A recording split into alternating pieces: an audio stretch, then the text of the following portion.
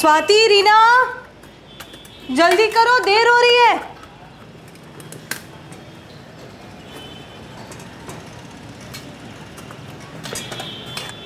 स्वाति, रीना, इसलिए कहती हूँ देर रात तक टीवी मत देखा करो, फिर दोनों उठने में दिक्कत करती हो। चलो।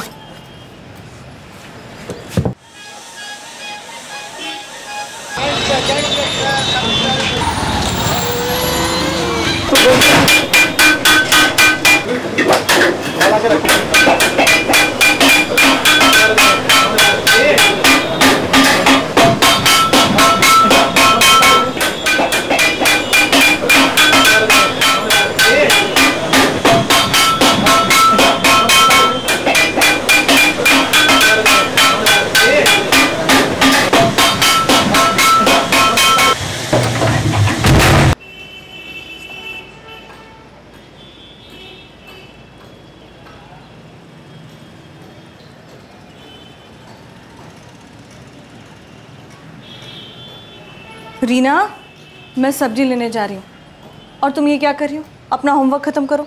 हाँ माँ, बस थोड़ी देर में। मेरे आने तक होमवर्क हो जाना चाहिए। ओके ओके, पहले आप जाओ तो सही।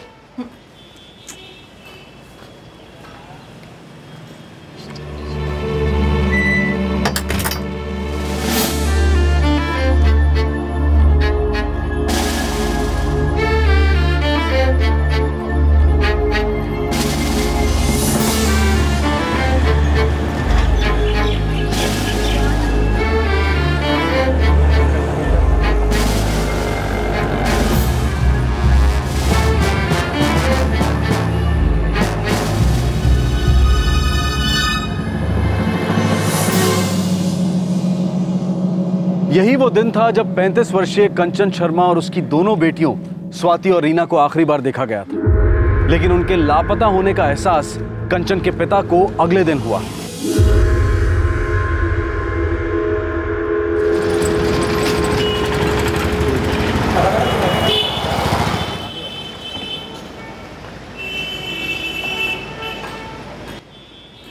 The number you have called is currently switched off. Please try again later. The number you have called is currently switched off. Please try again later.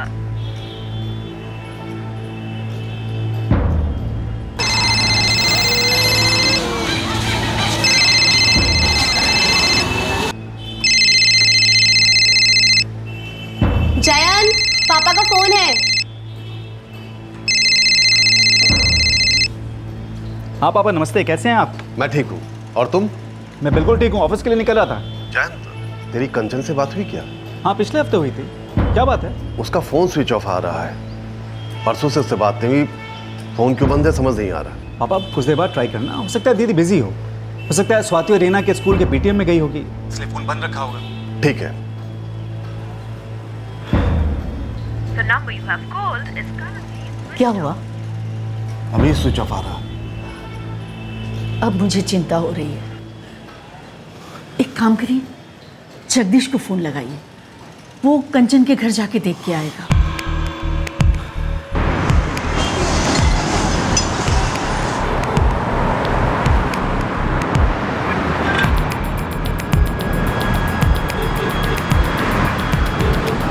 दादा, ये आगे से लेफ्ट ले लेना।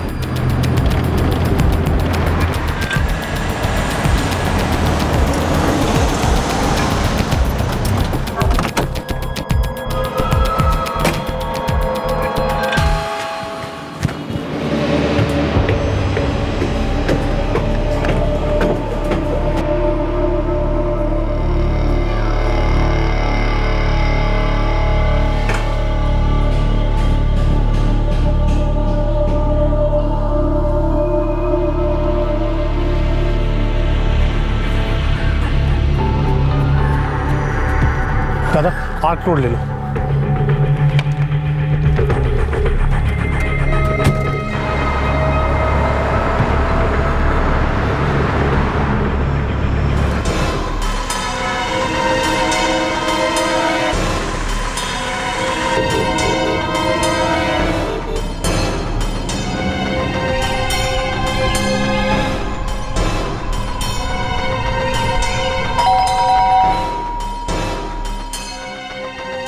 कंचन तो यहाँ नहीं आया, ना उसका फोन ही आया।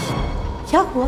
गायत्री जी, उसका फोन बंद आ रहा है, घर पे कोई नहीं है और बच्चियां भी स्कूल में नहीं है। भगवान करे सब ठीक हो। जीजा जी, स्वाति और रीना स्कूल में नहीं है, घर पे भी ताला लगा है। मैंने कंचन की सास से भी बात की, लेकिन उसे भी कुछ पता नहीं है। अब तो मुझे बहुत फिक्र हो रही है। अब तुम 1B में हमीद अख्तर से पूछो, शायद उसे कुछ पता हो। जी ठीक है, मैं वहां जाता हूँ।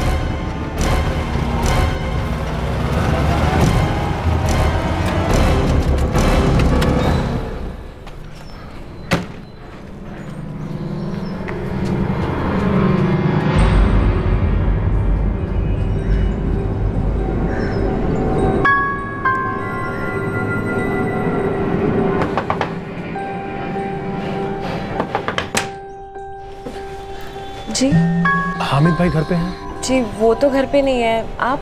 कंचन शर्मा जो आपके ऊपर रहती है, मैं कंचन का मामा हूँ। ओह अच्छा, आइए ना। जी नहीं, वो दरअसल कंचन घर पे है नहीं, उसका फ़ोन भी बंद आ रहा है और बच्चे भी स्कूल में नहीं है। आपको कुछ अंदाज़ा है वो सब लोग कहाँ गए होंगे? नहीं, मुझे तो नहीं पता। हाँ, लेकिन कल से कंचन को देखा नहीं है और ना ही बच्चियों को बाहर खेलते हुए देखा है। ये तो बड़ा अजीब है, ऐसा तो होना नहीं चाहिए। जी अजीब, मैं हमीद अख्तर की बीवी से मिला, उसने कल से ना कंचन को देखा ना रीना स्वाति को, तीनों में से किसी को नहीं देखा। कंचन कभी अपना फोन बंद नहीं रखती है। मुझे उसकी बहुत चिंता हो रही है। The number you have called is currently switched off. मुझे बहुत टेंशन हो रही है। कंचन वैसे बिना बताए कभी कहीं नहीं जाती है।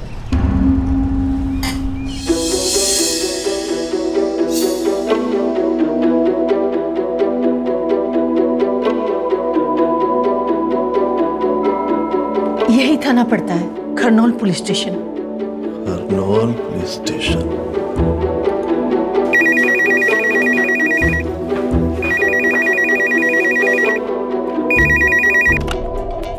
PSI Atanu Chatterjee, Kharnaul police station. जी मैं रामेश्वर राठौर बोल रहा हूँ, बरोहाबाद उत्तर प्रदेश से।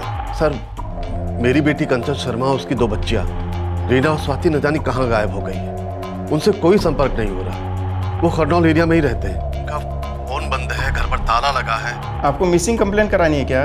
पता नहीं, लेकिन ऐसा कभी नहीं हुआ। अच्छा ठीक है, हम कुछ करेंगे, लेकिन उसके लिए आपको यहाँ आकर शिकायत दर्ज करवानी होगी। बाकी फोन पे तो ये सब नहीं हो सकता ना। सर, आपकी बात मैं समझ रहा हूँ, लेकिन कोलकाता आने में हमें टाइम लगेगा ना। दादा, आपको यहाँ पर आना पड़ेगा, यहाँ आकर के शिकायत दर्ज करवानी होगी। अभी मैं और आपकी कोई मदद नहीं कर सकता। जयंत, बेटा मैं कल सुबह लखनऊ से फ्लाइट से निकल जाऊंगा। जी पापा, मैं भी कल दोपहर की ट्रेन से निकलूंगा। आपसे कोलकाता में मिलता हूँ ना, आप जगदीश मामा के साथ जाके कंप्लेन कर देना। ठीक है बेटा, मैं टिकट बुक कराता हूँ। मैं भी चलूंगी। तुम यहीं रुको, तुम्हें ब्लड प्रेशर की प्रॉब्लम है। नहीं, मैं भी चलूंगी। यहाँ मैं अकेली नहीं रह पाऊंगी। पता नहीं कंचन, रीना, स्वाति, मेरी बच्चियों को क्या हो गया है। सुलेखा, चिंता मत करो। अच्छा ठीक है, तुम भी साथ चलो। एक बुजुर्ग दंपति को इतना लंबा सफर तय करके व्यक्तिगत रूप से कंप्लेंट दर्ज कराने क्यों आना पड़ता है? उनके आए बगैर पुलिस ने मिसिंग कंप्लेंट क्यों नहीं दर्ज की? किसी भी तरीके से कंप्लेंट पुलिस तक पहुंचते ही कार्रवाई क्यों नहीं शुरू हो सकती है? किसी के खुद शिकायत दर्ज कराने के बाद ही क्या जुर्म पुलिस की दखल के काबिल माना जाता है, कॉग्निजेबल ऑफेंस बनता है?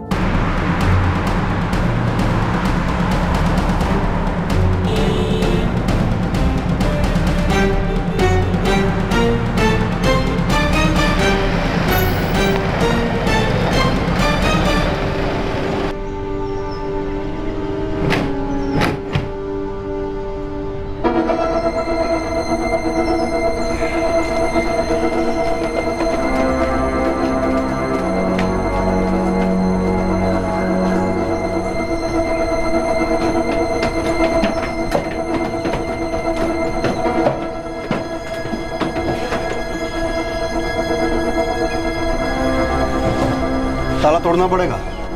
तोड़ दो।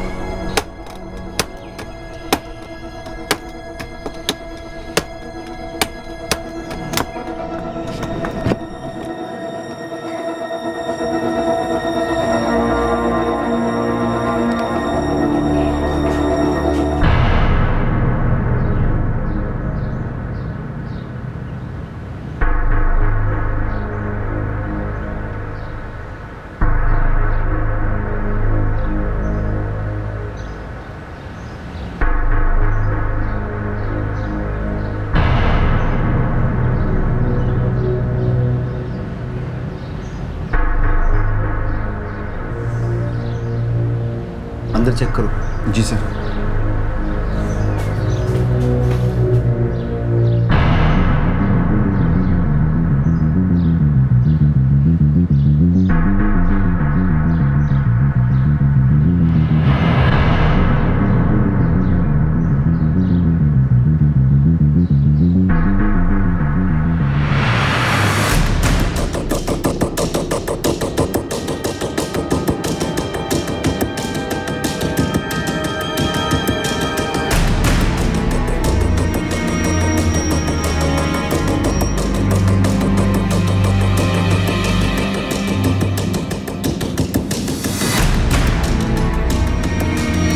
आप अंदर नहीं जा सकते। क्या मिला आपको? अभी तक कुछ नहीं, आप अंदर नहीं जा सकते। सर एक कार्ड भी मिला। फॉरेंसिक टीम को बुला लो। जी सर।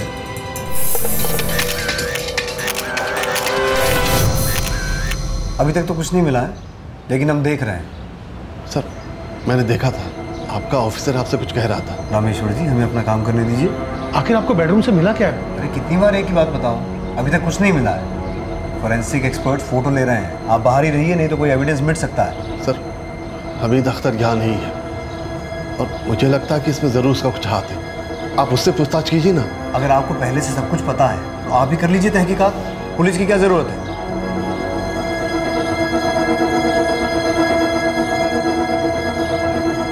कंचन के घर में ऐसा क्या मिला था जो परिवार के लापता होने की गुत्थी सुलझा सकता था? क्या उस अहम कड़ी को नजरअंदाज किया जा रहा था, या फिर उनके गायब होने के पीछे कोई और ही राज था जो अगले कुछ घंटों में जाहिर होने वाला था? बेटा ये मुझे कुछ पता ही नहीं रही। पापा मैं कल दोपहर तक पहुंच जाऊंगा। मुझे कंचन, रीना, स्वाति की बहुत फिक्र हो रही है। हाँ पापा मैं समझ रहा हूँ, लेकिन आप अपने आप को संभालिए। आपको माँ को भी संभालना है ना, बहुत परेशान हो रही है। तो जल्दी आ जा बस। हाँ पापा।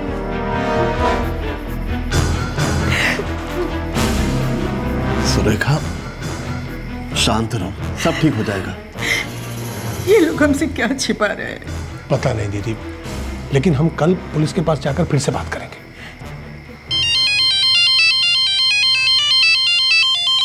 सुरेखा, कंचन का फोन। हाँ कंचन बेटा, कहाँ हो तुम? नहीं सर, मैं राजू बोल रहा हूँ। राजू? सर जी, कंचन और बच्चे इधर पुणे में।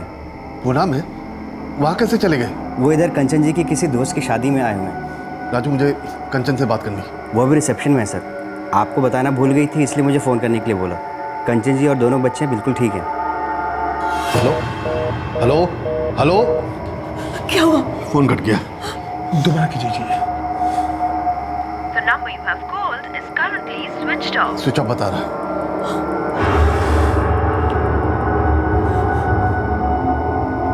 नहीं, कंचन ऐसा कभी कर ही नहीं सकती।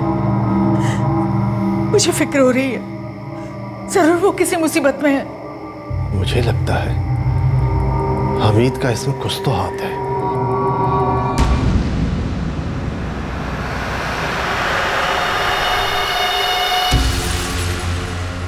जल्दी ठीक हो जाएगा। मैं दवाई लिख के देता हूँ, आप ले लेना।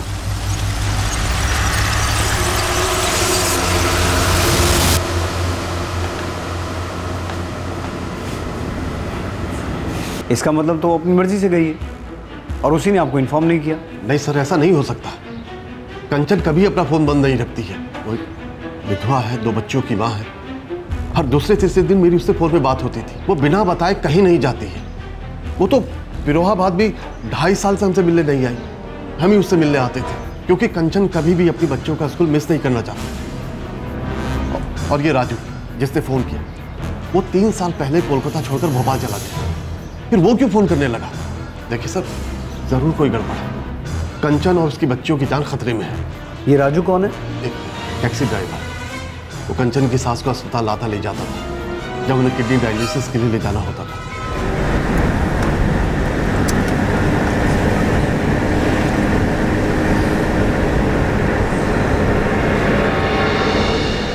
ये 3 साल पुरानी बात है, जब राजू शहर छोड़कर चला गया, और तब से आज तक वो कभी किसी के टच में नहीं रहा।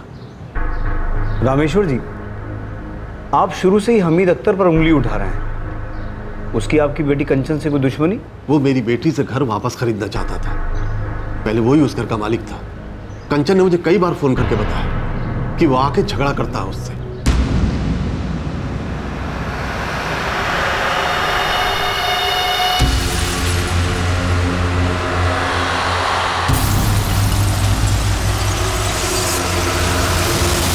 सारे पड़ोसियों को पता है। आप बनर्जी से जाकर पूछिए, हमीद ने एड़ी चोटी का जोर लगा दिया था घर वापस लेने के लिए, और रेट के मामले में कंचन को चीट कर रहा था। कंचन उसे घर वापस नहीं बेचना चाहती थी। सर, कंचन के हस्बैंड की एक एक्सीडेंट में मौत हो गई थी। उसके बाद वो अपनी बच्चियों के स्कूल के पास ही घर खरीदना चाहती थी। उससे पहले तो वो अपनी सास के घर में ही रह रही थी सर। और इस घर के बारे में राजू ने ही उसे बताया था। घर कहाँ है? खानोल एरिया में, स्वाति और रीना के स्कूल के एकदम पास है। और मैं हमीद अख्तर को अच्छे से जानता हूँ, घर के जो मालिक हैं। अच्छा, तो फिर मीटिंग करा दो, मैं पापा को बुला लेती हूँ। ठीक है। 2A फर्स्ट फ्लोर पे।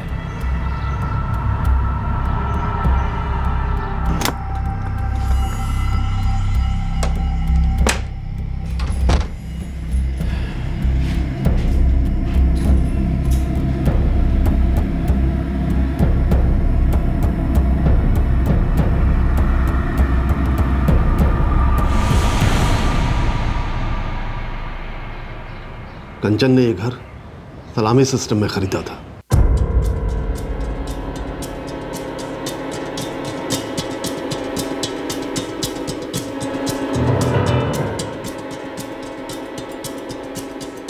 देखिए, सलामी सिस्टम मुझे मंजूर है। आप एक काम कीजिए, आप 18 लाख रुपए मुझे दे दीजिए और 2 साल तक हर महीने 1500 रुपए किराया देते रहिएगा। ठीक है, हमें मंजूर है। लेकिन एक बात मैं क्लियर कर देना चाहता हूँ, 2 साल के बाद अगर आप ये घर बेचना चाहें तो इसे खरीदने का पहला मौका आप मुझे देंगे। अगले हफ्ते रजिस्ट्रेशन कर देंगे।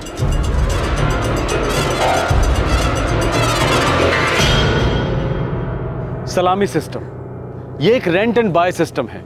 घर को मार्केट रेट से थोड़े कम दाम में बेचा जाता है और उसे खरीदने वाले को एक सुनिश्चित समय तक किराया देना होता है। किराया देने के तय समय के बाद खरीदार को घर का पोजीशन मिल जाता है। और अब जबकि वो समय खत्म हो गया था, हमीद उस घर को वापस खरीदना चाहता था। कंचन रेंट टाइम से देती रही। वो फिक्स टाइम भी साल भर पहले खत्म हो गया, लेकिन पिछले 6 महीने से हमीद वो घर वापस चाह रहा था। वो कंचन पे दबाव बना रहा था और ऊपर से पैसा भी मार्केट रेट से बहुत कम दे रहा था। 30 लाख रुपए तो बहुत कम है हमीद भाई, मार्केट रेट तो इससे कहीं ज्यादा है। देखिए कंचन जी, हमारी बातचीत पहले भी हो चुकी है और फिर मैं आपको एडवांस भी दे चुका हूँ। अब आप अपनी जबान से मुकर रही हैं। हमीद भाई, आप मुझे चीट कर रहे हो। मैंने मार्केट रेट पता किया है, अभी मुझे इस घर के कम से कम 40 लाख रुपए मिलेंगे। आपने मुझे पहले भी चीट किया है, जब आपने ये घर मुझे 18 लाख और 2 साल की रेंट पर दिया था, तब इसकी कीमत 15 लाख रुपए थी। आपकी हिम्मत कैसे हुई मुझे चीट बुलाने की? अरे चीटिंग ही तो कर रहे हैं आप मेरे साथ। मुझे आपका एडवांस नहीं चाहिए, मैं आपको आपका एडवांस वापस कर दूंगी। मुझे कोई और खरीदार मिल जाएगा।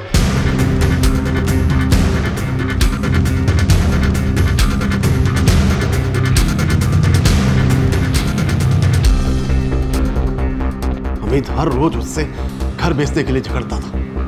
अब वो गायब है तो वही उसके पीछे है। सिर्फ इसलिए कि वो उसे घर नहीं बेच रही। सर, आप एक बार उससे पूछताछ करके तो देखिए।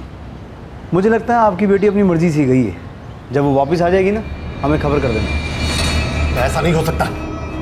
आप जांच ठीक से नहीं कर रहे हैं। आपको जिस आदमी से पूछताछ करनी चाहिए आप उससे कर नहीं रहे। हमें मत सिखाओ कि काम कैसे करना है। तो ठीक से करिए ना अपना काम। ये मत समझना कि मैं बूढ़ा हूं तो कुछ भी चलेगा। मैं तब तक इस पुलिस स्टेशन से बाहर नहीं जाऊंगा जब तक आप हमीद को बुलाकर उससे पूछताछ नहीं करते। ठीक है, मैं कर लूंगा पूछताछ। नहीं, उसे अभी यहाँ बुलाइए। मैंने कहा ना बुला लूंगा। कल सुबह आ जाना, बता दूंगा उसने क्या बोला।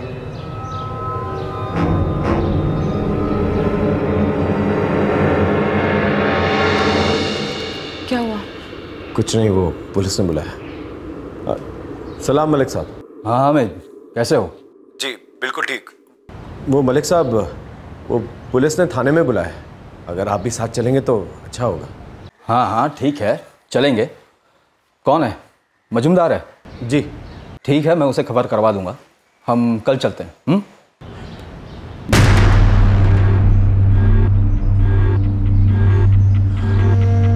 हाँ अकरम, तुम भी साथ चलो, और वो अहमद को भी साथ ले लेना, ठीक है?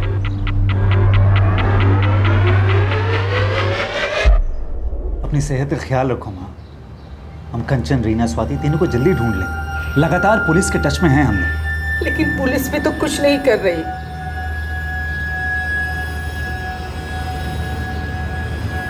उन्हें घर में कुछ मिला जिसके बारे में हमें बताया नहीं। मैंने गायत्री जी से भी बात की थी, लेकिन उन्होंने कहा कि राजू से वो भी टच में नहीं है। राजू से बात किए अरसा हो गया। भोपाल गई भी तो उसे 3 साल हो गए। गायत्री जी, मुझे तो खुद समझ में नहीं आ रहा कि ये सब माजरा है क्या। बेचारी कंचन दोनों बच्चियों के साथ जिंदगी से जूझ रही थी। भगवान करे तीनों ठीक से रहे। किसी ने राजू से बात की? नहीं। आप लोग मुझे इसका नंबर दीजिए, मैं बात करूंगा।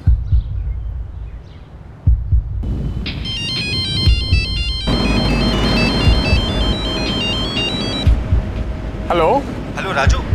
हाँ जी बोल रहा हूँ। राजू, मैं कंचन शर्मा का भाई जयंत बोल रहा हूँ। हाँ हाँ साहब, बोलिए साहब। राजू, कल रात तुमने पापा को फोन किया था कि कंचन पूना में है। मैंने फ़ोन किया था। क्या बात करें साहब, कंचन मैडम से बात की 3 साल हो गए होंगे, और मैं तो भोपाल में हूँ। कंचन मैडम के साथ पूना क्यों जाऊँगा मैं? इसका मतलब कल रात तुमने कंचन के फ़ोन से कॉल नहीं किया था? साहब बताया ना मैंने, मैं भोपाल में हूँ, और कंचन मैडम के फ़ोन से कैसे कॉल करूँगा और क्यों करूँगा?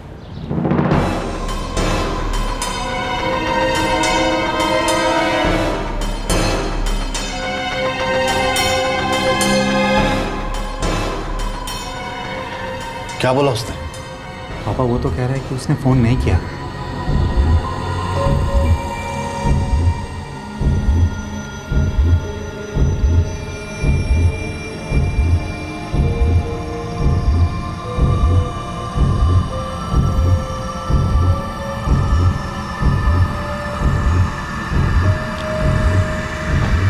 हे भगवान, मेरे बच्चों को सुरक्षित रखना।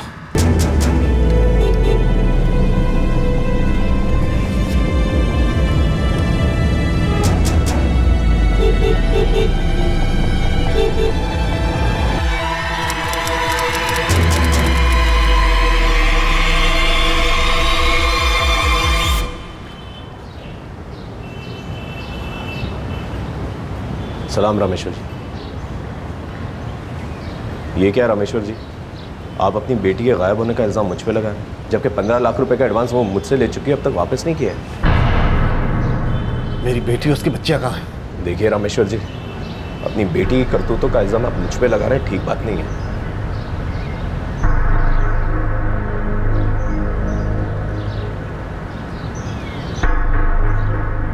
कंचन अपनी मर्जी से ही कहीं गई है। ऐसा नहीं हो सकता है। देखिए सच यही है, आप जितनी जल्दी इसे मान लेंगे आपके लिए अच्छा होगा। आपने हमें से पूछताछ की?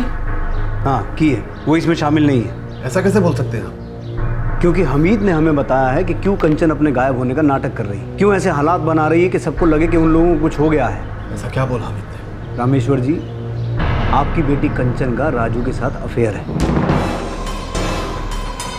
और लोगों ने कई बार उन दोनों को एक साथ देखा है। मजूमदार, मैं अमित को अच्छे से जानता हूँ। इसने बताया कि घर के 15 लाख रुपए वो कंचन को दे चुका है। अब वो कहती है कि घर नहीं बेचना, पैसे लौटाने की बजाय उन्हें लेकर रफू चक्कर होगी। साहब, उसे गायब करने में मेरा क्या फ़ायदा? घर तो मुझे मिलने से है, वो अब भी उसी के नाम पर है। असल बात तो यह है साहब कि उसका राजू के साथ चक्कर चल रहा था, भाग गई उसके साथ। साहब 27 फरवरी को मैं दुकान पे था, मैंने उसे और बच्चों को राजू के साथ जाते देखा।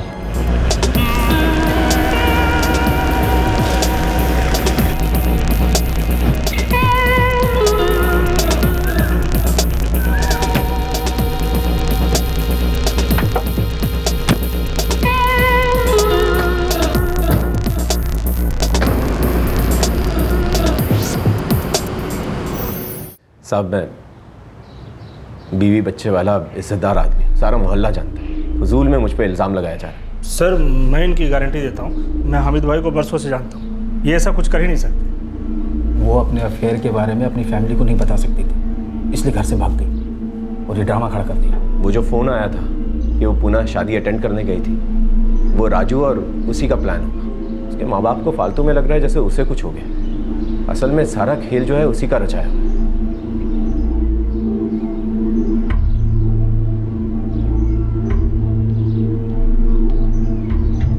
देखिए यही सच है। नहीं, ये नहीं हो सकता है। मेरी बहन ऐसा कुछ नहीं कर सकती। देखो घर वालों को तो हमेशा ऐसा ही लगता है ना। ऐसा नहीं है सर। 4 साल पहले जब हमारे जीजा जी की मौत हो गई, उसके बाद हमने कंचन को कई बार दूसरी शादी के लिए कहा, लेकिन उसने हर बार मना किया। फिर वो ऐसा क्यों करेगी? देखिए, उसने दोबारा शादी सिर्फ इसलिए नहीं की क्योंकि उसे बच्चों की फिक्र थी। उसे हमारे घर वालों ने कभी शादी के लिए रोका नहीं, तो फिर वो किसी के साथ भागेगी क्यों? सर ये हमीद सबको गुमराह कर रहा है, सारी कहानी उसी की बनाई हुई है। मुझे तो ऐसा लगता है कि आप लोग गुमराह कर रहे हैं। अरे आपकी बेटी भाग गई है और आप लोग इस बात को मानने के लिए तैयार नहीं है। मेरी नातिन और मेरी बेटी गायब है और आप उस पर कीचड़ उछाल रहे हैं। आपको उसके घर से ऐसा कुछ मिला जिसे आप हमसे छुपा रहे हैं। मिले हुए आप सब हमीद की तरफदारी कर रहे हैं और मेरी बेटी पे झूठे इल्जाम लगा रहे हैं। आप जबान संभाल के रखो। तुम्हारी बेटी भाग गई है, सीधा सीधा प्यार मोहब्बत का मामला है। कंचन में इतनी हिम्मत नहीं थी कि अपने अफेयर के बारे में आपको बता सके, और आप लोग हम पे इल्जाम लगा रहे हैं कि हम अपना काम ठीक से नहीं कर रहे। पीछा छोड़ो हमारा, और जब बेटी का पता मिल जाए तब आ जाना। उससे पहले परेशान मत करना, बता रहा हूं।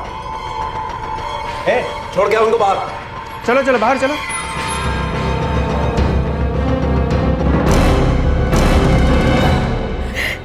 मेरी बच्ची।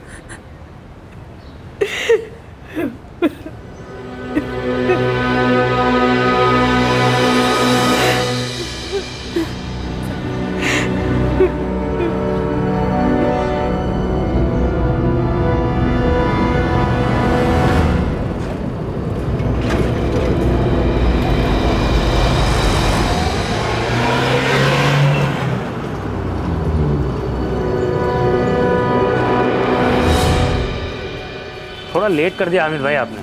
गुफरान, तुझे दुकान चाहिए तो बोल, अच्छे रेट में दूंगा। अभी तो नहीं, मैंने दूसरी जगह डील फाइनल कर ली है। अच्छा ठीक है, तेरी नज़र में अगर कोई है तो मुझे बताना, मुझे दुकान बेचनी है। ठीक है भाई, बताता हूँ।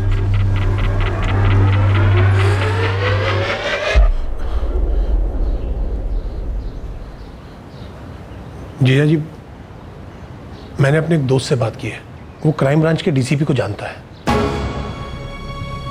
उसने कहा है कि हम उनसे जाकर मिल लें, वो डीसीपी साहब से बात कर लेगा।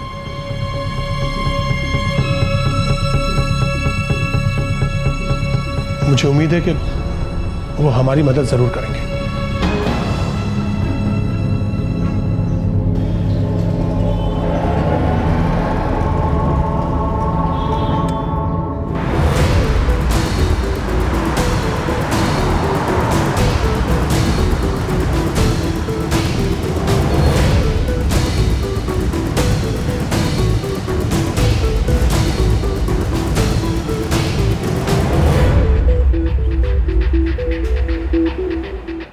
सर, मेरी बेटी और मेरी नातिन की जान खतरे में है और पुलिस से सिर्फ एक ही जवाब मिल रहा है कि वो भाग गए। मैं अपने बच्चों को ज्यादा जानता हूँ या यहाँ की पुलिस जानती है?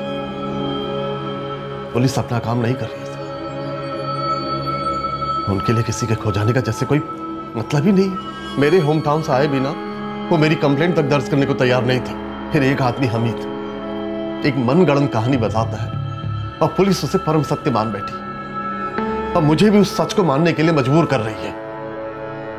पुलिस को मेरी बेटी के घर से ऐसा कुछ मिला है जो हम सब से छुपाया जा रहा है। मेरी आपसे हाथ जोड़कर विनती है कि मेरे बच्चों को ढूंढने में हमारी मदद कीजिए।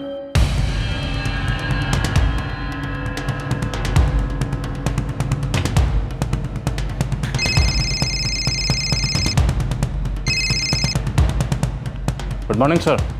परवेज एक इंपॉर्टेंट केस है। खरनौल इलाके से 3 लोगों का परिवार लापता है, एक मां और उसकी 2 बेटियां।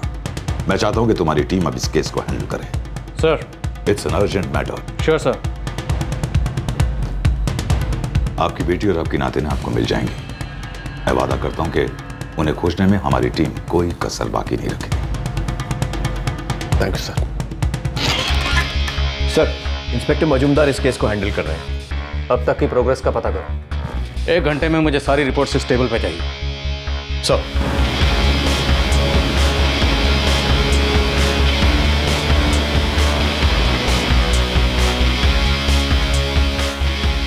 इस केस में जांच करने लायक कुछ है नहीं। वो रामेश्वर राठौर बेकार में हल्ला मचा रहा है। दरअसल उसकी बेटी किसी ड्राइवर के साथ भाग गई है। फॉरेंसिक डिपार्टमेंट ने पूरे घर का मुआयना किया था, राइट? जी जी, फोटोग्राफ्स भी लिए थे। इस फाइल में आपको सबके बयान और केस की सारी डिटेल मिल जाएगी। कंचन शर्मा और उसकी बेटियों को आखिरी बार 26 फरवरी को देखा गया। सर, यही वो दिन है जब बच्चे भी आखिरी बार स्कूल गए थे। और आज है 3 मार्च, मतलब माँ और बच्चों को गायब हुए 5 दिन हो चुके हैं। और सर, रामेश्वर जी का कहना है कि उनकी बेटी कंचन के साथ उनकी हर दूसरे तीसरे दिन फोन पे बात हुआ करती थी। सर, अचानक एक आदमी राजू रामेश्वर जी को फोन करके बताता है कि उनकी बेटी कंचन पुणे आई हुई है किसी शादी को अटेंड करने। सर जी, कंचन और बच्चे थे पुणे में। जो कि हो सकता है झूठ हो, क्योंकि रामेश्वर जी के मुताबिक वो हर दूसरे तीसरे दिन अपनी बेटी के साथ टच में रहते थे फ़ोन पर। तो ऐसे कैसे हो सकता है कि वो बेटी अपने फादर को बिना कुछ बताए कहीं भाग जाएगी? कंचन शर्मा पूना में किसी शादी में शिरकत करने गई है, रामेश्वर जी को इस बात की भी कोई खबर नहीं। सर, मैं उसके माँ बाप से मिला हूँ। कंचन 2 साल से कोलकाता के बाहर नहीं गई है, यहाँ तक कि अपने माँ बाप के घर पिरोहाबाद भी नहीं गई है। मेरी बेटी अपने बच्चों की स्टडी को लेकर बहुत सीरियस थी। जब उसके पति का रांची ट्रांसफर हो गया तो वो तब भी उनके साथ नहीं गई। वो बच्चों की पढ़ाई में कोई दिक्कत नहीं चाहती थी। स्कूल टर्म के बीच में वो किसी की शादी में क्यों जाएगी? और अगर गई भी तो स्कूल में खबर करती, हमें खबर करती। सर, लगता नहीं है कि उसके पेरेंट्स झूठ बोल रहे हैं। खरनौर पुलिस ने इस केस में बड़ा ही ढीला रवैया अपनाया है, लेकिन हमें डबल स्पीड से काम करना है, क्योंकि माँ और बच्चों को गायब हुए ऑलरेडी 5 दिन गुजर चुके हैं। रामेश्वर जी हमीद अख्तर को सस्पेक्ट मानते हैं। सर, फोरेंसिक्स को घर में खून के धब्बे भी मिले। फोटोग्राफ्स। अंशुमन सर, राजू को ट्रैक करो, कंचन के फोन रिकॉर्ड्स निकलवाओ, क्योंकि रामेश्वर जी के मुताबिक उन्हें आखिरी फोन कंचन के फोन से राजू ने किया था। सर। विष्णु, हामिद अख्तर पर नजर रखो और उसका कच्चा चिट्ठा निकालो। Sir. Let's crack the case. और फिर कंचन और उसकी दोनों बच्चियों स्वाति और रीना को ढूंढने की एक ईमानदार कोशिश शुरू हुई।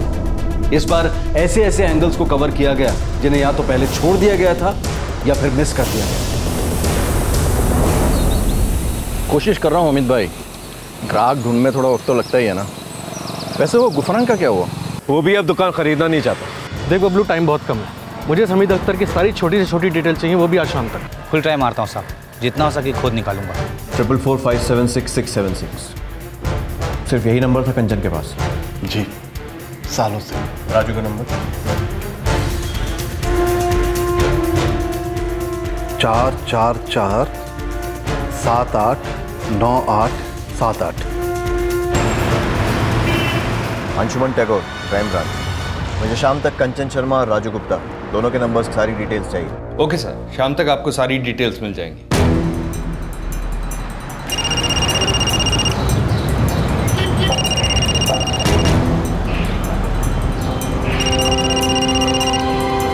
हेलो, राजू गुप्ता जी बोल रहा हूँ, क्राइम ब्रांच कोलकाता। जी जी जी साहब। तुमने कंचन शर्मा के मोबाइल से उसके पिता को फ़ोन किया था? साहब, उन लोगों का भी फ़ोन मेरे पास आया था साहब, उनको भी मैंने बता दिया साहब। मैं आपको भी बता दूं साहब, मुझे कुछ नहीं पता कि कंचन मैडम कहाँ है। मैंने तुमसे ये तो पूछा ही नहीं कि कंचन शर्मा कहाँ है। मुझे बली का बकरा बनाया जा रहा है साहब। मैं एक साधारण टैक्सी चलाने वाला आदमी हूँ साहब, जिसने कभी कंचन मैडम की मदद की थी, बस। ठीक है, ज़रूरत पड़ने पर दोबारा कॉल करूँगा, लेकिन याद रखना, अगर फ़ोन बंद मिला तो तुम्हें बहुत मुश्किल हो जाएगी।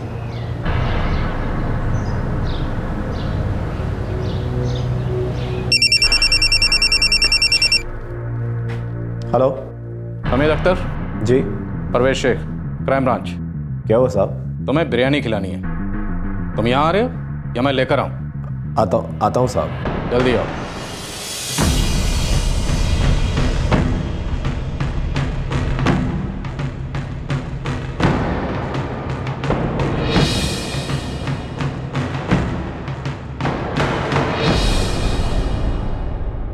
आप हामिद को इतना परेशान क्यों कर रहे हैं साहब? अभी तो हमने एक सवाल भी नहीं पूछा है, अभी से आपको हमीद परेशान लगने लग गया और आप सब आए इसके वकील बन के। तो आप ही बताइए साहब, मैं क्या करूं? एक तो मेरे सारे पैसे डूब गए, ऊपर से सारे लोग मुझ पे इल्ज़ाम लगा रहे हैं, वो भी उस औरत के लिए जो किसी और के साथ भागी। साहब 26 फरवरी को मैं किसी की शादी में था। देखिए ये रहा सबूत, अहमद के रिश्तेदार की शादी। अहमद और अकरम दोनों मेरे साथ हैं।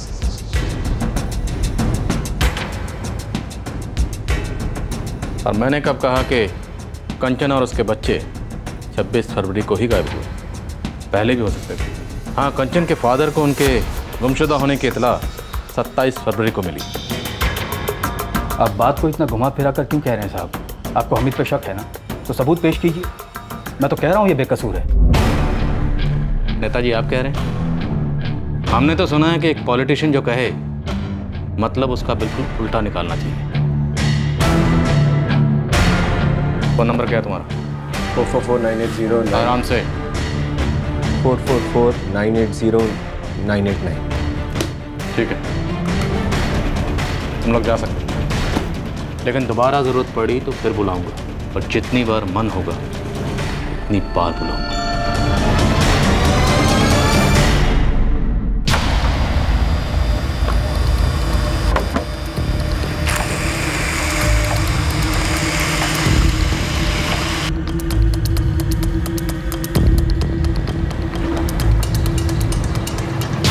ज़्यादा कुछ नहीं साहब, मगर हामिद का खरनोल एरिया में एक दुकान है।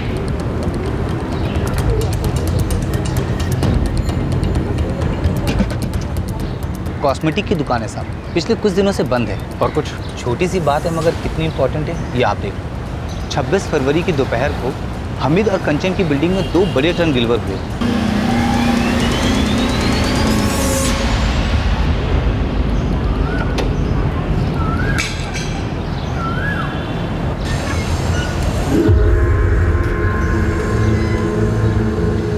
ठीक है, कान खुले रख और जितना हो सके पता कर। ठीक है सर। सर, कंचन शर्मा के फोन की लोकेशन तो कोलकाता ही दिख रही है। इसका मतलब है राजू ने रामेश्वर जी को जो कॉल पूना से की थी, दरअसल वो कॉल पूना से नहीं कोलकाता से ही की गई थी। नहीं सर, राजू की लोकेशन हमेशा भोपाल ही दिख रही है। तो फिर वो कॉल किसने की थी? हमीद अख्तर? सर, इसके कॉल रिकॉर्ड्स में भी ऐसा कुछ अजीब नहीं मिला है। इतना तो पक्का है कि 27 फरवरी की रात को कंचन शर्मा का फोन किसी के पास था, जिससे उसने रामेश्वर जी को फोन किया। लेकिन सर, फिर अकरम ये क्यों बोल रहा है कि उसने कंचन और उसकी बेटियों को राजू के साथ जाते हुए देखा?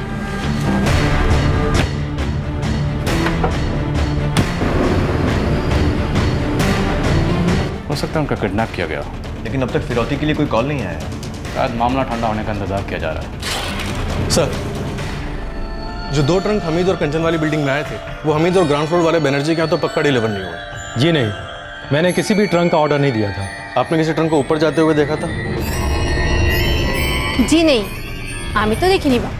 जी, हमने तो कोई ट्रंक नहीं खरीदे।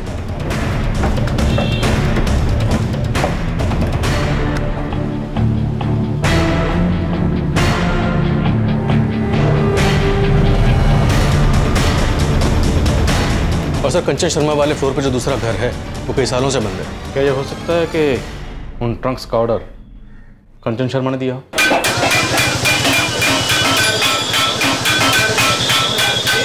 सर, मैंने फॉरेंसिक्स की सारी डिटेल चेक की है, उन्हें घर में कोई भी ट्रंक नहीं मिला है। अकरम को बुलाओ। सर। नहीं साहब, कंचन और उसके बच्चों के साथ कोई ट्रंक नहीं थे। मेरी दुकान तो कोठी के सामने ही है, मैं पूरे दिन वहीं रहता हूँ। मैंने किसी ट्रंक को आते नहीं देखा। ठीक है, जाओ। सर, पुरानी बस्ती में ट्रंक्स की एक होलसेल मार्केट है। सुबह सबसे पहले इस मार्केट में चेक करो। आई एम श्योर ये अकरम झूठ बोल रहा है।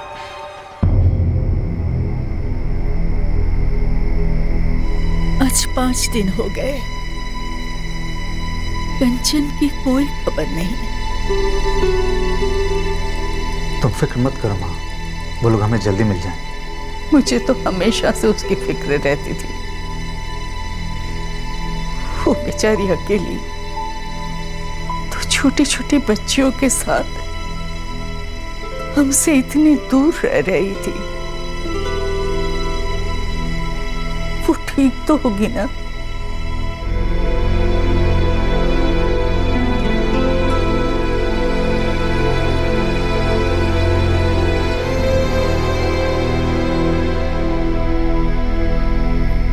नहीं, हमें तो घर के अंदर कोई ट्रंक्स नहीं मिले।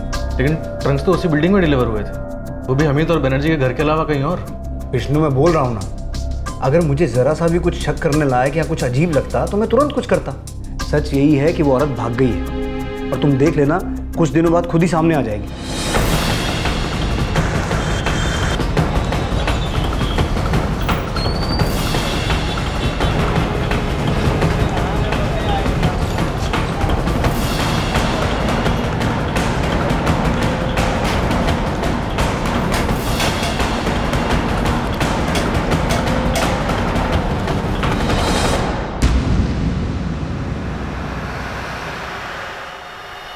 घाव तो भर गया है, पर निशान जाने में थोड़ा टाइम लगेगा।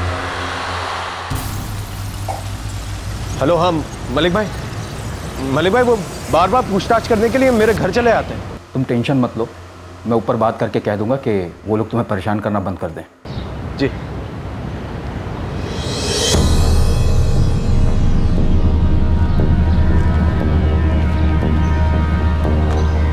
अरे अकरम, उन्होंने अहमद से कुछ पूछा क्या? मालूम नहीं, अहमद ने तो मुझे ऐसा कुछ बताया नहीं, लेकिन उन्हें वो ट्रंक के बारे में मालूम चल गया।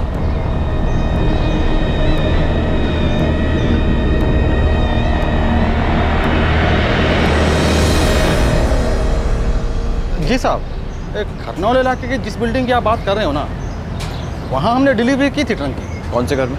एक मिनट साहब।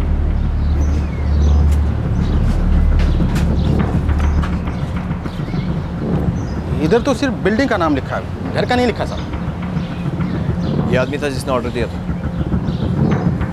नहीं साहब, वो कोई यंग लड़का था। रसीद दिखाओ। जी साहब।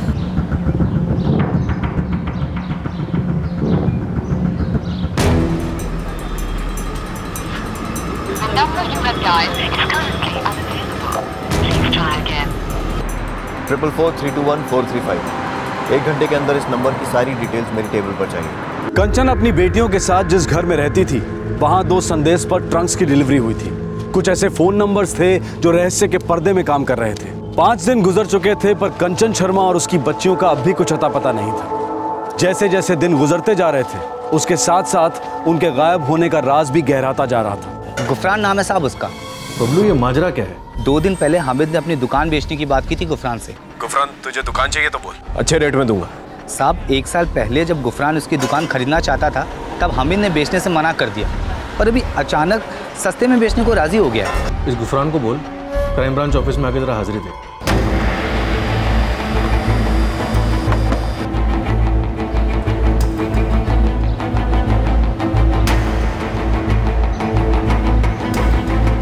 सर, जो नंबर ट्रंक की दुकान की रसीद में मिला था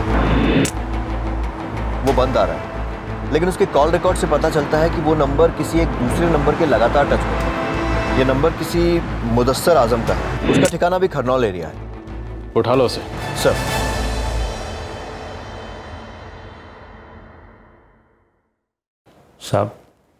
साहब मैं गुफरान। बैठो। गुफरान, मैं तुमसे उस दुकान के बारे में जानना चाहता हूँ जो हमें तुम्हें भी बेचना चाहता था। साहब, मैं 1 साल पहले उसे खरीदना चाहता था, तब दुकान खाली पड़ी थी, लेकिन हामिद भाई बेचना नहीं चाहते थे। फिर उन्होंने वहाँ कॉस्मेटिक का धंधा शुरू किया। अब अचानक मेरे पास आई कि मुझे दुकान बेचनी है, वो भी सस्ते दामों में, लेकिन अब मैं नहीं खरीदना चाहता। इस हमीद को तुम काफ़ी पहले से जानते हो ना? हाँ साहब, जानता हूँ, एक ही मोहल्ले में रहते हैं। गुफरान, हमीद ने कंचन की फैमिली के साथ कुछ किया है क्या? अभी मत कहना तुम्हें इसके बारे में कुछ पता नहीं। सुना है साहब, सब सुना है, लेकिन मैं जानता कुछ भी नहीं। साहब, पहले तो हमीद भाई एक आम इंसान हुआ करते थे जैसे कि हम सब, लेकिन अभी कुछ टाइम पहले से वो थोड़े से अकड़ू और चिड़चिड़े हो गए और दिखावा भी करते हैं। ये सब जब से वो लोकल नेता मलिक के करीब हो गए तब से ऐसा हुआ। ठीक, समझो। साहब, जब हमीद भाई ने मुझे दुकान बेचने की बात की तो मुझे लगा कि अचानक क्यों बेचना चाहते हैं। मैंने एक बार वहां जाकर पता भी किया था। दीपन भाई, ये हामिद का कोई परेशानी चल रहा है क्या? मालूम नहीं, सब कुछ तो अच्छा चला था हामिद भाई का। फिर ये बेचना क्यों चाहता है? पता नहीं भाई, 2 दिन से दुकान बंद पड़ी है। उसके पहले कुछ खुदाई का काम चल रहा था दुकान में।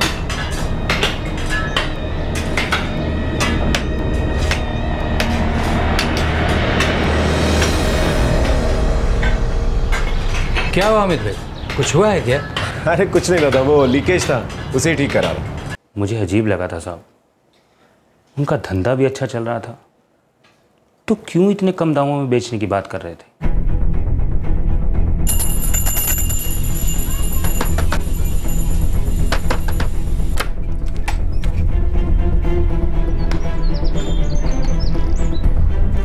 मुदस्सर जी, क्या हुआ साहब? कहाँ ले जा रहे हो? ये राशिद कौन है? राशिद?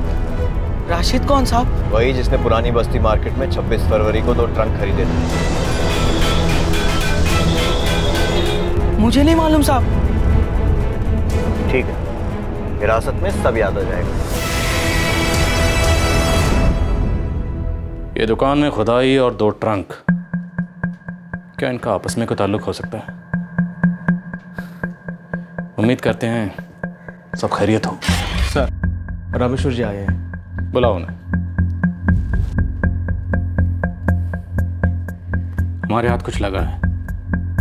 एक शख्स है मुदस्सर, शायद वो कुछ जानता हो। अब सब कुछ सच सच बोल दे, नहीं बोलेगा तो मुश्किल में पड़ेगा। ये मैं सच बोल रहा हूँ। बोलता हूँ साहब, सब कुछ सच सच बोलता हूँ। 2 लोग और शामिल हैं, हनीफ शेख और शबीर गनी।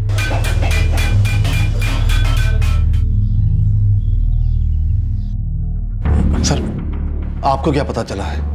शाम तक बताऊंगा आपको। सर, हमें यहाँ आए हुए 6 दिन हो गए और हर वक्त यही लगता है कि जैसे कोई बुरी खबर होगी। देखिए, मैं समझ सकता हूँ, लेकिन जब तक हमें कंफर्म नहीं हो जाता हम आपको कुछ नहीं बता सकते। सो प्लीज़ शाम तक वेट कीजिए। अरे साहब, आप मुझे लेके कहाँ पे जा रहे हो? मुझे अरे साहब, मुझे ये तो बताओ, मैंने किया क्या? साहब, अरे साहब छोड़ो मुझे, कहाँ लेके जा रहे हो आप? साहब, मैंने किया क्या है?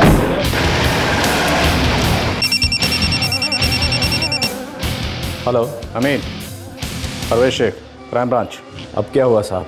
थोड़ी बिरयानी बच गई है, जल्दी आ जाओ। आता हूँ साहब।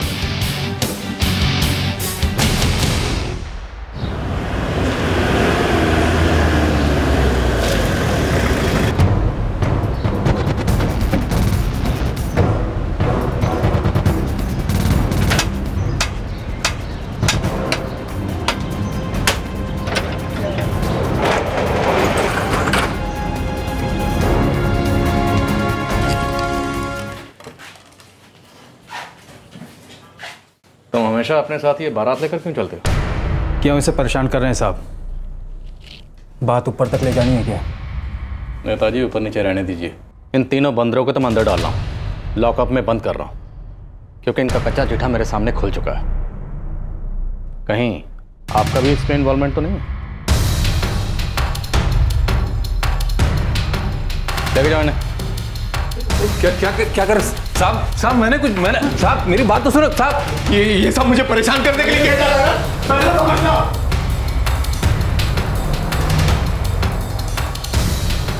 इन तीनों से तो मैं सच उगलवा लूंगा, लेकिन अगर इसमें आपका भी इन्वॉल्वमेंट हुआ तो इन तीनों के साथ साथ मुझे आपको भी लॉकअप में डालना पड़ेगा। आप प्लीज अपनी कार्रवाई कीजिए।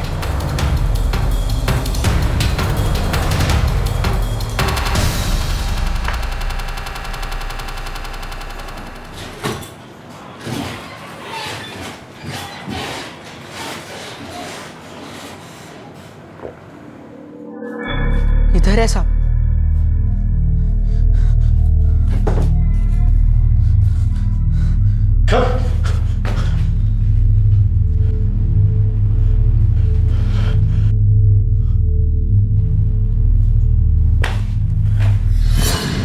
ये निशान कंचन की बेटी स्वाति ने तुम्हें यहाँ काटा था ना?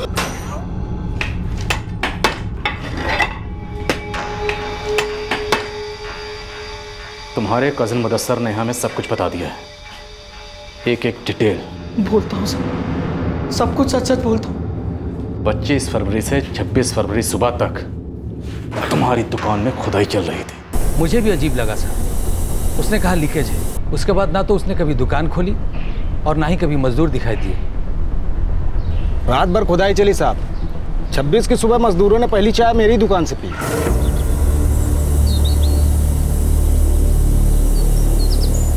क्या पूरी रात काम कर रहे थे क्या? हाँ, सेठ बोले रात को ही करना पड़ेगा, बड़ी जल्दी थी उनको। किस लिए कर रहे थे खुदाई? हमें क्या पता, खोदने के लिए बोले थे, खोद डाला, फिर वो बोले कि खुद ही भर देंगे। इस सब से मुझे क्या लेना देना साहब? हमें सब कुछ पता चल चुका है। मुदस्सर के साथ हमारी एक टीम तुम्हारी दुकान में मौजूद है।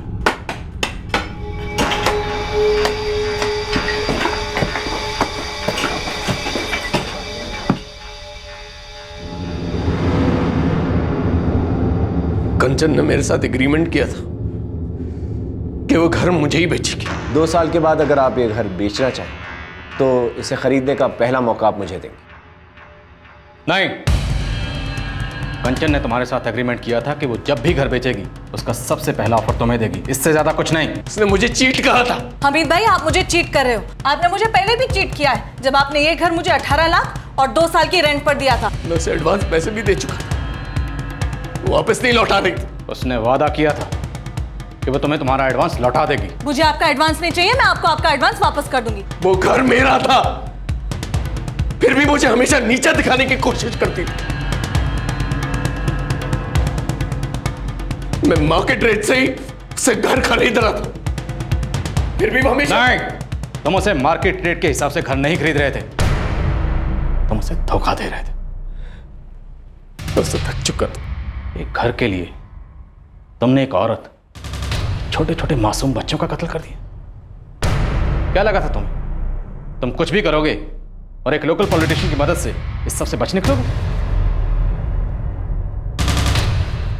ये बेरहम था, भयानक था, क्रूर था, और ये सब इसलिए क्योंकि हमीद जिस कीमत पर घर खरीदना चाहता था, कंचन उस कीमत पर बेचने को राजी नहीं थी। इस अपराध में भागीदारी नहीं बल्कि कुछ ऐसे लोग भी शामिल थे जिन्हें पैसा बनाने का ये अच्छा मौका लगा था। 26 फरवरी की सूनी दोपहर में कंचन और उसकी बेटियों को अचानक एक आदमी के हैवानी इरादों का शिकार होना पड़ा।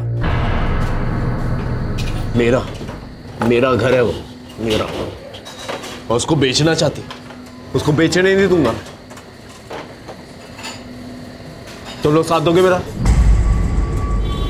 अच्छा पैसा दूंगा, ऐश करना उससे। हाँ?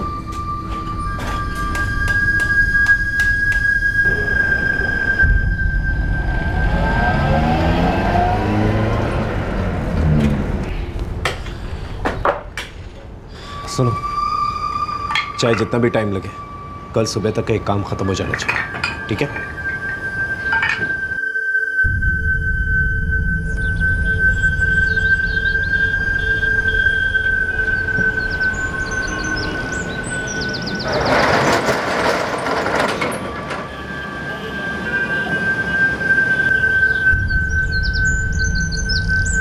हनीफ, 4 बजे तक ट्रंक लेकर आ जाना, ठीक है? मुदस्सर, शबीर, 1 बजे तक घर पहुंच जाना। दोपहर में हम सब तैयार होंगे। उसी वक्त जो है कंचन जाती है सब्जी लेने के लिए। दोनों लड़कियां अकेली होंगी घर में।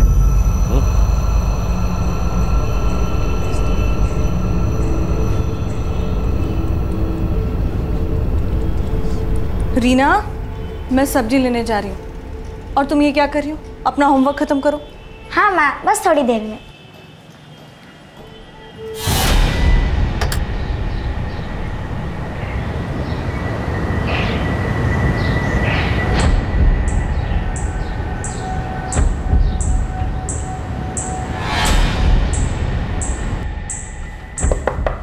रीना, दरवाजा खोल दो। जी दीदी।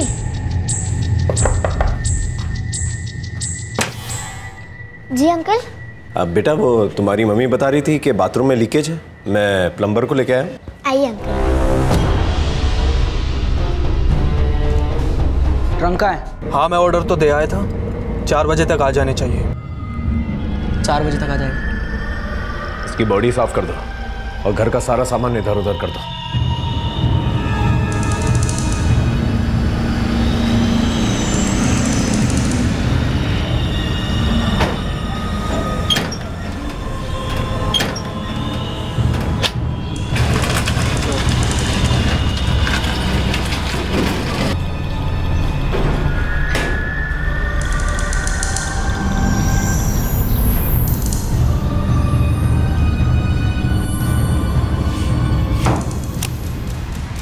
बॉडी कहाँ है?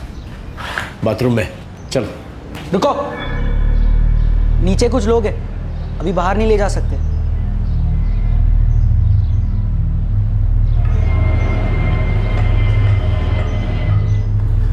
हमें थोड़ा इंतजार करना होगा। ये काम देर रात करते हैं, सुबह होने से पहले। उस वक्त सभी लोग गहरी नींद में सोए होंगे। शबीर एक काम कर, तू नीचे जाके डी और परफ्यूम लेके आ। लाशें जल्दी बदबू मारना शुरू कर दी। चल जल्दी जा।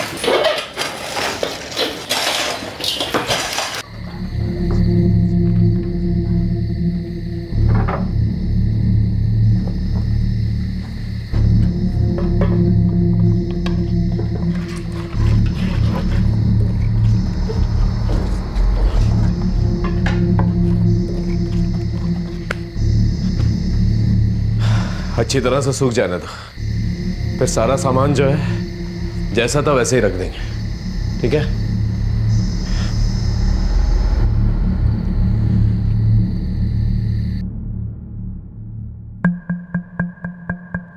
पक्का इन दोनों को भी पता था कि तुमने कत्ल किया। क्या ये दोनों भी इसमें शामिल थे?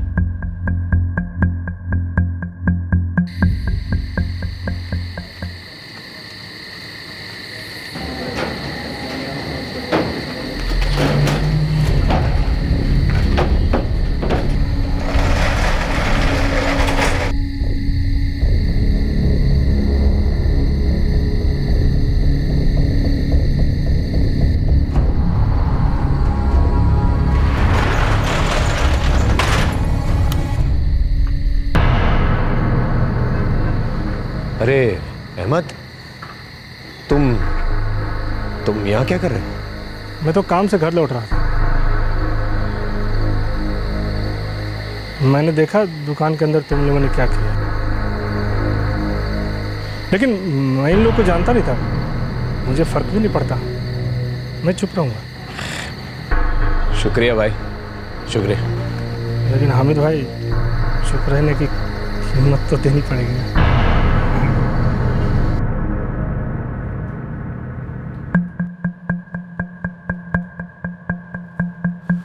तुझे इसमें क्या मिला?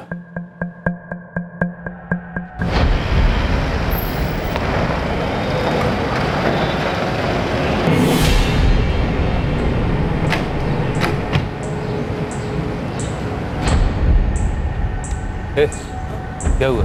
पता नहीं अकरम भाई, पहला वाले पे कुछ तो हुआ है।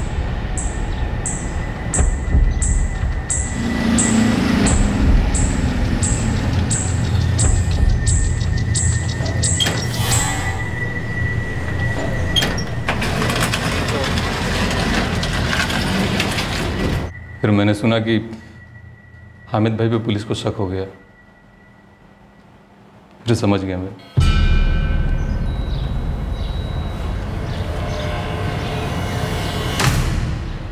अरे हमीद भाई, ज़रा इधर तो आइए। हाँ अकरम।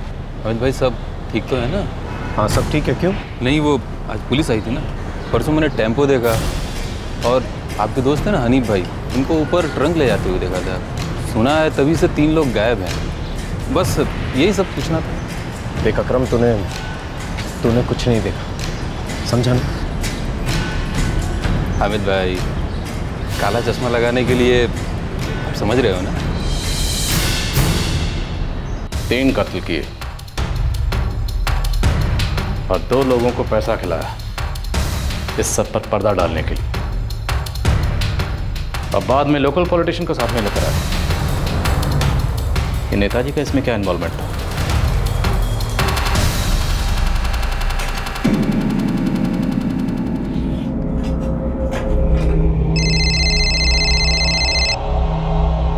हेलो जयंत, क्राइम ब्रांच से प्रवेश शेख। हाँ सर, कुछ खबर? जी,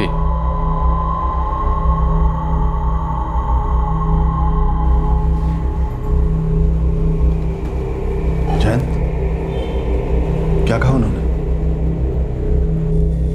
जयंत, क्या कहा उन्होंने? अब उन्हें सब कुछ पता चल चुका है।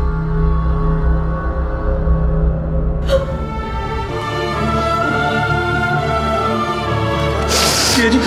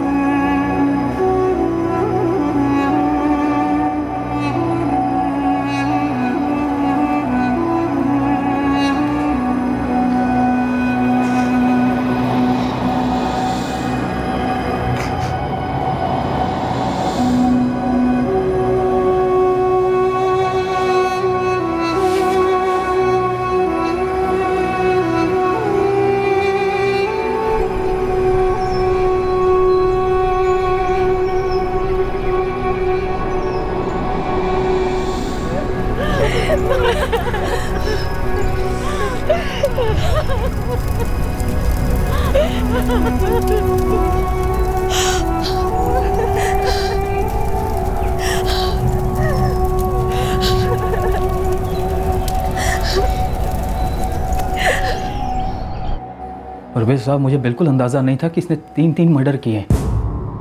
मुझे तो बस ये था कि इसने कंचन को कुछ एडवांस दिया था और वो लौटा नहीं रही थी। इसी ने मुझसे कहा कि पुलिस इसे बेवजह परेशान कर रही है, इसलिए मैं बीच में आया साहब। मलिक साहब, इस हमीद का कहना है कि उसकी आपसे काफ़ी पुरानी पहचान है। उसने आपके लिए काफ़ी कुछ किया है, काफ़ी जुटाया है, इंतज़ाम किया है, इसीलिए आप उसके बचाव में आ रहे थे बार बार। सही है साहब, लेकिन ये हत्यारा, ये मुझे पता नहीं था, माँ कसम साहब। सर मैंने तो सारा केस प्रोसीजर के मुताबिक ही हैंडल किया था सर। तब तक हमें उतनी ही लीड मिली थी सर। तो सर वैसे उसके फादर को कंचन के मोबाइल से ही फ़ोन आया था, तो हमें लगा कंचन भाग गई है सर।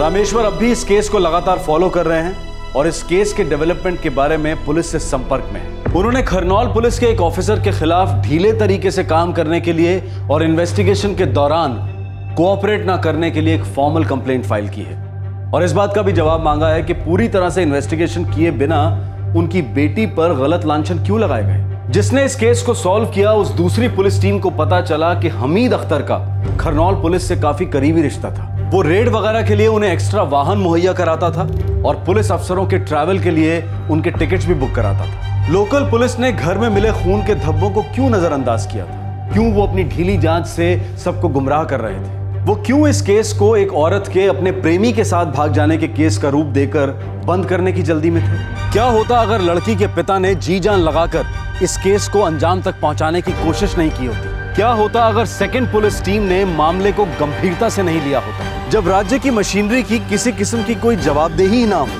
तो राज्य की हालत को खस्ता ही कहा जाता है। कितनी दयनीय हालत है कि एक परेशान पिता जब अपनी बेटी की खैरियत के लिए पुलिस स्टेशन में फोन करता है तो पुलिस तब तक कुछ भी करने से मना कर देती है जब तक कि वो खुद पुलिस स्टेशन नहीं आता, चाहे इस बीच कितना ही अहम वक्त बर्बाद क्यों ना हो जाए। क्या प्रशासन की खामियों को ठीक करने के लिए हमेशा अदालत के हस्तक्षेप की जरूरत है? क्या हमारे द्वारा चुने हुए प्रशासनिक नेता कभी इन सब कमियों के लिए जवाबदेह और जिम्मेदार नहीं ठहराए जाने चाहिए? वो 5 आरोपी अभी हिरासत में हैं, उनमें से एक मुदस्सर नाबालिग है। हमीद, हनीफ और शब्बीर को आईपीसी की धारा 302 के तहत हत्या करने के लिए, 201 के तहत सबूत मिटाने के लिए, 120 बी के तहत आपराधिक षड्यंत्र करने के लिए, धारा 34 के तहत एक ही मंशा से कई लोगों द्वारा कार्य करने के लिए और धारा 378 के तहत चोरी करने के लिए बुक किया गया है। अकरम और अहमद को आईपीसी की धारा 203 के तहत जुर्म के संबंध में झूठी जानकारी देने के लिए, धारा 120 बी के तहत आपराधिक षड्यंत्र करने के लिए और धारा 34 के तहत एक ही मंशा से कई लोगों द्वारा कार्य करने के लिए बुक किया गया है। इन्वेस्टिगेशन के दौरान पता चला कि लोकल पॉलिटिशियन मलिक इस अपराध के बारे में कुछ भी नहीं जानता था। अदालत में इस केस की सुनवाई शुरू होना और सिद्ध होना अभी बाकी है। आपसे फिर मुलाकात होगी क्राइम पेट्रोल दस्तक में एक और नए केस के साथ। तब तक अपना ख्याल रखें, सुरक्षित रहें और सबसे जरूरी सतर्क रहकर एक अच्छे नागरिक का फर्ज अदा करें। जय हिंद। क्राइम पेट्रोल के और भी दिलचस्प कहानी देखने के लिए हमारे चैनल को सब्सक्राइब करें और बेल आइकॉन दबाना न भूलें।